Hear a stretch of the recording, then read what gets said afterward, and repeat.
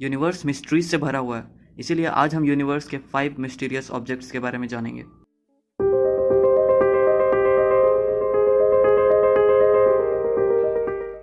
The Bermuda triangle of space. Imagine कीजिए कि आप अपनी आंखों को बंद किए हुए हैं और अचानक आपके सामने बहुत ही ब्राइट लाइट आ जाती है, वो भी आपकी आंख बंद में ही। कुछ ऐसा ही एस्ट्रोनॉट्स ने रिपोर्ट किया है जब वो साउथ एटलांटिक एनोमैली से पास हो रहे थे। ये अर्थ के मैग्नेटिक फील्ड का एक ऐसा रीजन है जिसे स्पेस का बर्मुडा ट्रायंगल कहा जाता है। साइंटिस्ट्स को लगता है कि ये वैन एलन रेडिएशन बेल्ट से जुड़ा हुआ है। ये बेल्ट्स चार्ज्ड पार्टिकल्स के 2 रिंग्स हैं जो अर्थ के मैग्नेटिक फील्ड में जकड़े हुए हैं। हमारा मैग्नेटिक फील्ड अर्थ के एक्सिस ऑफ रोटेशन से परफेक्टली अलाइन नहीं है, जिसका मतलब है कि ये वैन एलन बेल्ट्स कुछ एंगल पर मुड़े हुए हैं, जिसकी वजह से साउथ अटलांटिक के ऊपर 200 किलोमीटर के एरिया में ये रेडिएशन बेल्ट्स अर्थ के सबसे ज़्यादा करीब होते हैं। जब इंटरनेशनल स्पेस स्टेशन इस एरिया से पास होता है तो कंप्यूटर्स काम करना बंद कर देते हैं और एस्ट्रोनॉट्स को कॉस्मिक फ्लैशेस दिखते हैं। होग्स ऑब्जेक्ट। हम एक फ्लैट स्पाइरल गैलेक्सी में रहते हैं जिसका नाम है मिल्की वे। दूसरे गैलेक्सीज जो एलिप्टिकल होते हैं वो रग्बी बॉल्स की तरह दिखते हैं, लेकिन होग्स ऑब्जेक्ट इन दोनों में से किसी भी तरह का नहीं है। इसे इनमें से ही किसी एक तरह का होना चाहिए था, लेकिन नहीं है।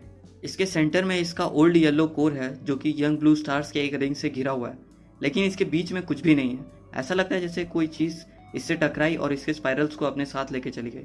पूरे यूनिवर्स में इसके जैसा और दूसरा गैलेक्सी कोई नहीं।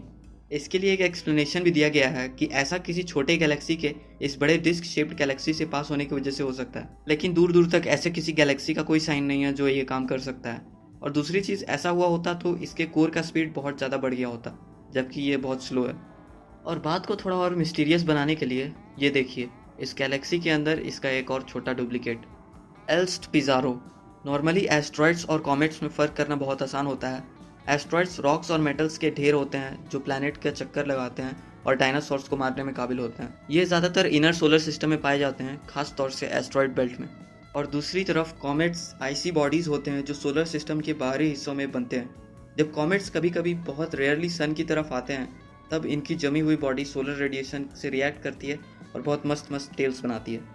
एक ऑब्जेक्ट है जिसका नाम है एल्स्ट पिज़ारो, और ये बहुत अच्छी तरह से अपनी कैटेगरी में नहीं होने से रिफ्यूज़ करता है। जब ये पहली बार 1979 में डिस्कवर हुआ, तब ये एस्ट्रॉयड बेल्ट में ऑर्बिट कर रहा था, इसलिए इसे पहले एस्ट्रॉयड ही माना गया था।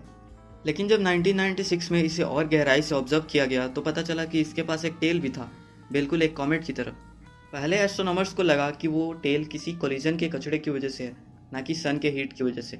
लेकिन उस टेल का ब्राइटनेस और स्ट्रक्चर टाइम के साथ चेंज हो रहा था, जो इस तरफ इशारा करता है कि ये एक बार हुए इवेंट की वजह से होने के बजाय एक कंटिन्यूअस प्रोसेस है।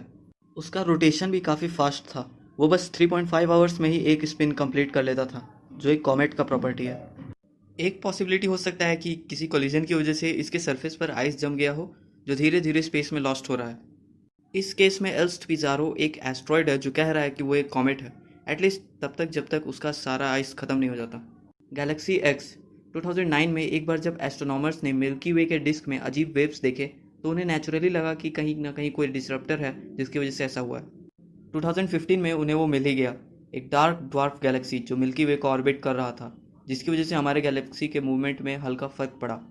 हम इस गैलेक्सी को सिर्फ इसके 4 ब्राइट स्टार्स की मदद से देख सकते हैं, वरना ये पूरी तरह से अंधेरे में छा जाता है। अगर गैलेक्सी एक्स को देखना इतना मुश्किल है तो डेफिनेट है कि उसमें बहुत ज़्यादा डार्क मैटर होगा। वैसे डार्क मैटर और अंधेरे से कोई लेना देना नहीं है। अगर आपको डार्क मैटर के बारे में और जानना है तो एक वीडियो का लिंक डिस्क्रिप्शन में दिया हुआ है, उसे देख लीजिए। और उस गैलेक्सी में इतना ज़्यादा डार्क मैटर होना चाहिए क्योंकि उसमें बहुत कम स्टार्स हैं, और कम स्टार्स को आपस में बॉन्ड बना के एक गैलेक्सी बनाने के लिए बहुत ज़्यादा डार्क मैटर का ज़रूरत होता है, और क्योंकि उसमें बहुत कम स्टार्स हैं इसीलिए वो इतना डार्क है। प्लैनेट 9। अभी तक तो हमें पता था कि हमारे सोलर सिस्टम में 8 प्लैनेट्स हैं, लेकिन एक और 9th प्लैनेट होने के भी साइंस नज़र आ रहे हैं। हमारे सोलर सिस्टम के बाहरी हिस्सों में कुछ ऑब्जेक्ट्स नॉर्मल बिहेव नहीं करते हैं, उनके ऑर्बिट्स ऐसे हैं मानो वहाँ कोई और भी प्लैनेट हो।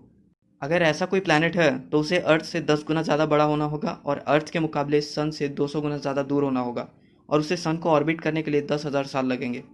ये सन से इतना दूर है इसीलिए इसे ढूंढना मुश्किल हो रहा है, और इसका फ़ोटो लेना भी इतना ट्रिकी है क्योंकि लाइट को सन से उतना दूर जाना पड़ता है और फिर उससे वापस भी आना पड़ता है। लेकिन एस्ट्रोनॉट्स इसे ढूंढने की पूरी कोशिश कर रहे हैं। हाल ही में एक नए स्टडी के मुताबिक ऐसा पॉसिबिलिटी भी हो सकता है कि वो एक प्लैनेट के बजाय एक क्रिकेट बॉल के साइज़ का एक ब्लैक होल हो।